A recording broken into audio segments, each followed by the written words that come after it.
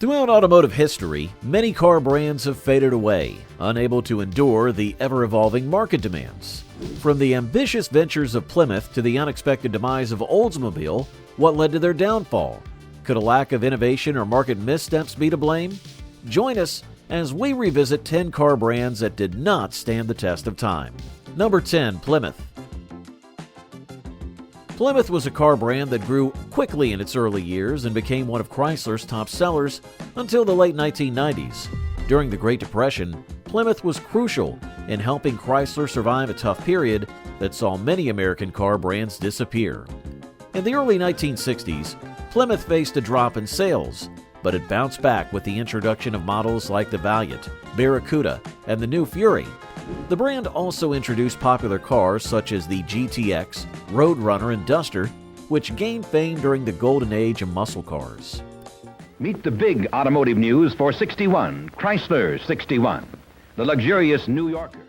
In the early 1980s, Chrysler was struggling financially, and the Plymouth Reliant was introduced along with the Dodge Aries to help the company recover. Plymouth also began selling a version of the successful Dodge Caravan minivan starting in 1984. However, by the early 90s, Plymouth began losing its distinct identity as Chrysler's models started to overlap in features and prices. Attempts to reposition Plymouth as a brand for affordable cars made it even less appealing, and sales continued to decline. The last-ditch effort to save the brand involved the Plymouth Prowler, a stylish sports car. This was meant to be accompanied by the PT Cruiser, which had a similar design but was eventually sold as a Chrysler. In 1999, Chrysler announced that Plymouth would be discontinued, and by 2001, the brand was officially defunct. Number 9. Pontiac. Although Oakland was discontinued in 1931, Pontiac continued to be a major division of General Motors. Pontiac cars were built on General Motors' existing designs and were positioned above Chevrolet but slightly below Oldsmobile and Buick in terms of features.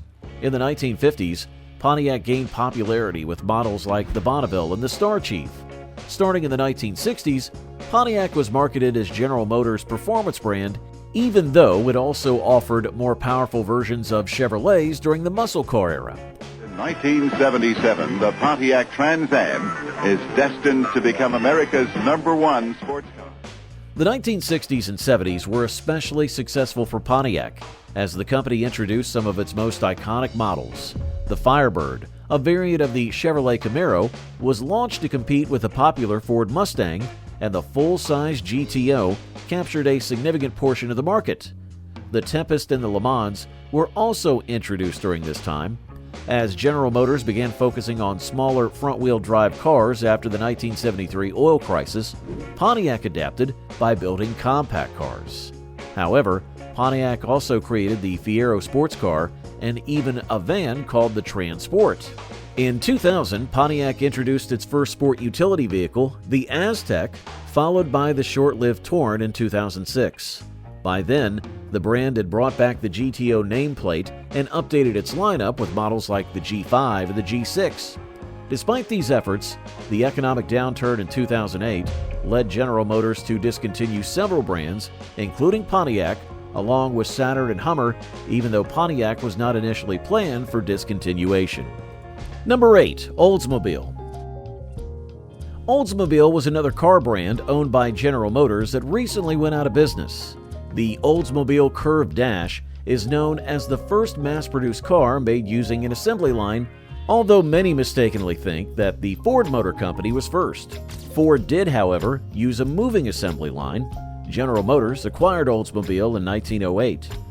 During its time with GM, Oldsmobile was positioned above Chevrolet and Pontiac, but below Cadillac alongside Buick.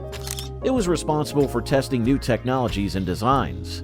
One of its most famous innovations was the Rocket V8 engine, the first engine with an overhead valve, unlike the older flathead straight 8 engines. This engine was introduced in the Oldsmobile 88, one of the brand's most iconic models.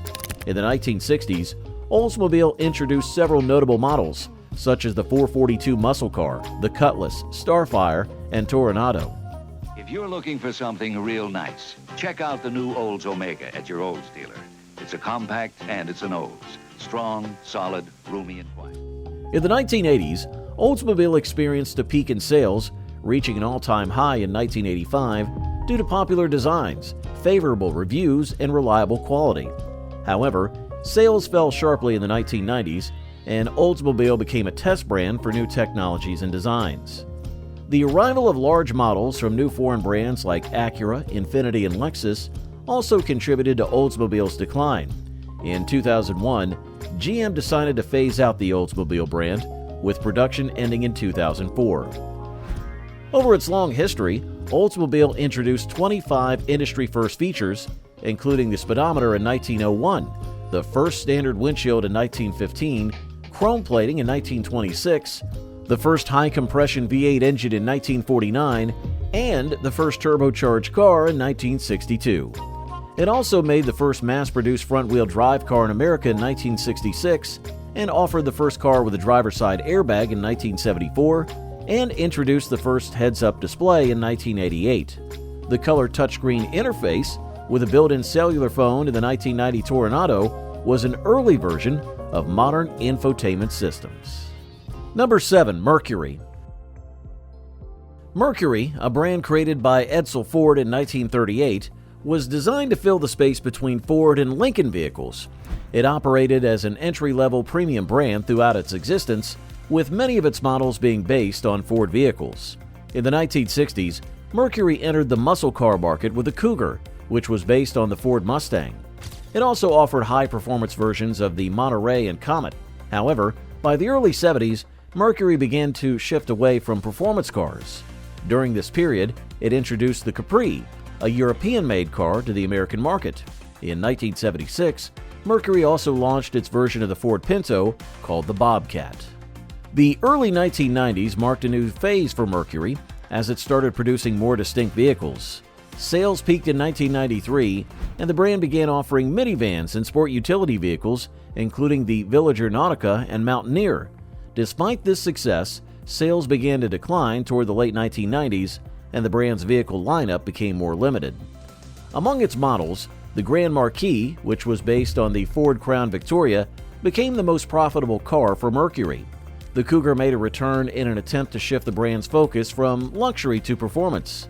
However, as the Grand Marquis neared the end of its production and the redesigned Sable did not meet expectations, Ford decided to close Mercury in 2010.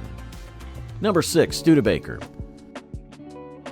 Studebaker gained fame after World War I thanks to large orders from the British government for transport wagons, artillery harnesses, saddles, and ambulances. The profits from these orders allowed the company to invest in new designs and technologies, leading to several new car models in the 1920s. Among these models were the Special Six, Commander, President, and Dictator Director. However, Studebaker faced serious difficulties following the Wall Street crash of 1929. The company went into receivership in March of 1933, but managed to return to profitability by the end of that year. This recovery enabled Studebaker to develop a new car, the Champion, which was introduced in 1939 and significantly boosted the company's sales. During World War II, Studebaker produced trucks and military carriers, and after the war, it launched the innovative Starlight model in 1947. Despite these efforts, the early 1950s brought new challenges. The automobile industry was hit by a price war, and Ford's growth hurt many smaller car makers. Studebaker tried to merge with Packard, Hudson, and Nash, but the merger failed due to issues with centralization. By 1954, the company was losing money. Packard eventually acquired Studebaker, but the new combined company was almost bankrupt by 1956. Studebaker introduced several new models, including the Hawk and Lark series and the Avanti, which offered excellent safety and high-speed performance. Despite these innovations, the brand could not recover. Studebaker began closing its plants, and the automobile division was shut down in 1967. Number 5. Packard. Packard was founded in 1899 by brothers James Ward Packard and William Packard. By the 1920s and 30s, Packard had become one of America's leading luxury car brands. From 1924 to 1930, it was the top-selling luxury brand in the U.S. To combat the Great Depression, Packard focused on making even more luxurious cars. It introduced two famous models, the 8 and the 12. In 1931, Packard also developed ride control, an adjustable hydraulic shock absorber system that could be controlled from inside the car. When the United States entered World War II, Packard switched to producing airplane engines. The company manufactured over 55,000 engines for the famous P-51 Mustang fighter plane and ended the war with a substantial order backlog worth $568 million. Despite its strong position after the war, Packard struggled due to poor management. While competitors were producing new car designs as early as 1948, Packard didn't have new models until 1951. The company was also affected by a price war between Ford and GM in 1935, which severely impacted its market position. Packard later bought Studebaker, aiming to become the fourth largest automobile company in the U.S. Problems worsened when Chrysler acquired Briggs, which supplied Packard's car bodies in 1955. Chrysler stopped supplying Packard, forcing the company to move production to a smaller Detroit plant. This led to production delays and quality issues. Packard lost its leading position to Cadillac and Lincoln and began to suffer from the fact that many of its cars were essentially rebadged Studebakers. Production ceased in 1958, and the Studebaker-Packard Corporation removed the Packard brand from the market in 1959. Number 4. Tucker. Tucker dreamed of creating a groundbreaking car with modern design and better safety features. He began working on this vision during the war and started promoting the car in 1947. Tucker took inspiration from European car manufacturers like Tatra and Volkswagen, which had been making rear-engine, rear-wheel drive vehicles in the 1930s. This car featured several innovative elements, including a third headlamp at the front that would turn on when the steering wheel was turned, helping to light up the road around corners. It also had a roll bar built into the roof and a strong frame around the car to protect occupants in a crash. The windshield was designed to pop out during an accident, and the parking brake could be locked with a key to prevent theft. Additionally, the glove box was moved to make room for a crash chamber, a padded area in front of the passenger seat. The engine and transmission were mounted on a separate frame attached with only 6 bolts, allowing for quick engine changes. Tucker also developed a new engine with fuel injection and overhead valves, which were the first of their kind in 1948. However, problems with the prototype stopped its production. As a result, the company switched to an air-cooled flat-six engine made by Air-Cool Motors, which was originally used in the Bell 47 helicopter. Tucker made many changes to this engine, including converting it to water cooling. He even bought the engine supplier for $1.8 million and canceled his aircraft contracts. Number 3. AMC. American Motors Corporation, or AMC, was founded in 1954 when the Nash Kelvinator Corporation and the Hudson Motor Car Company merged. At that time, it was the largest corporate merger in the United States, making AMC the fourth largest automaker after the Big Three, Ford, General Motors, and Chrysler. Initially, AMC continued to sell cars under the Nash and Hudson brands, but eventually discontinued both.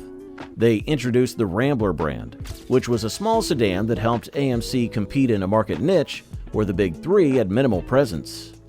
In the 1970s, AMC managed to stay afloat by producing affordable small cars and also ventured into the muscle car market with models like the AMX and the Javelin. A significant development occurred in the late 1970s when AMC acquired Kaiser Jeep's vehicle operations.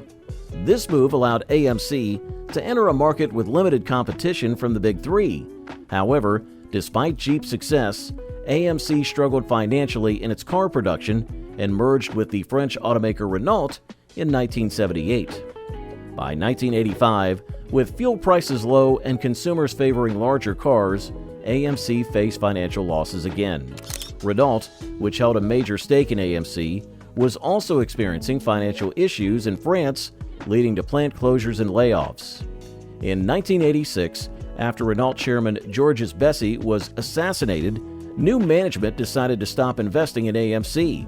AMC lost nearly $100 million that year, and in 1987, Chrysler acquired AMC, which then became the Jeep Eagle division. The Eagle name was eventually phased out, but Chrysler still owns Jeep, which is now one of its most profitable brands. Number 2. Hudson. In the 1930s, Hudson was making headlines by selling over 4,000 cars. The company expanded quickly, opening a new, larger factory and introducing several new models, including the Essex, Terraplane, and 8 by 1930.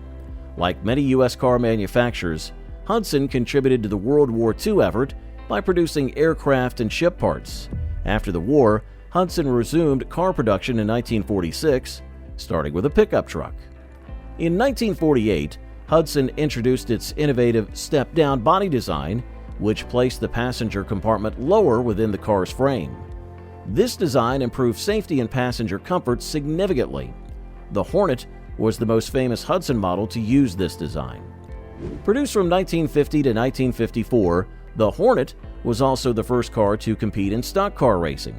In 1952, Hudson won 27 out of 34 NASCAR Grand National races. The following year, they secured 22 wins out of 37 races, and in 1954, they won 17 out of 37 races. However, Hudson faced difficulties due to the Ford General Motors price war in 1953. To survive, the company merged with Nash Kelvinator in 1954, creating the American Motors Corporation. Production of Hudson vehicles continued until 1957, when the last second-generation Hornet was produced. Number 1. Duesenberg. Duesenberg, a car brand founded in 1913, was active for just 24 years before closing in 1937. Despite its brief existence, Duesenberg made a significant impact on the American car industry, leaving behind a lasting legacy. The company made a name for itself by winning the prestigious Indianapolis 500 race in 1922, 24, 25, and 27, while also producing luxury cars for everyday use. The brand's first car, the Model A, was introduced in 1921. In 1926, they released a limited edition Model X, followed by the iconic Model J in 1928. This model established Duesenberg as a serious competitor to European brands like Mercedes-Benz, Rolls-Royce, and Hispano-Suiza. The Model J, along with its variants such as the SJ, SSJ, JN, and SJN, was known for its high cost, but also for its elegance and luxury. It featured powerful engines, including a 7.0-liter straight-8 engine that produced up to 400 horsepower, allowing the Model J to reach speeds over 120 miles per hour. This made it one of the most popular luxury cars in both the US and Europe, a symbol of status. Some of the famous owners included Al Capone, Greta Garbo, Clark Gable, Howard Hughes, the Duke of Windsor, and various members of European royalty. The company shut down in 1937 when its owner, E.L. Cord, faced financial collapse, also leading to the end of his other car brands, Cord and Auburn. Today, Duesenbergs, especially the supercharged Model Js, are extremely valuable, often selling for millions of dollars at auctions. The rise and fall of these 10 car brands reminds us how quickly the automotive world can change. Which of these brands surprised you the most? Share your thoughts in the comments, and if you enjoyed this video, please like, share, and subscribe for more content.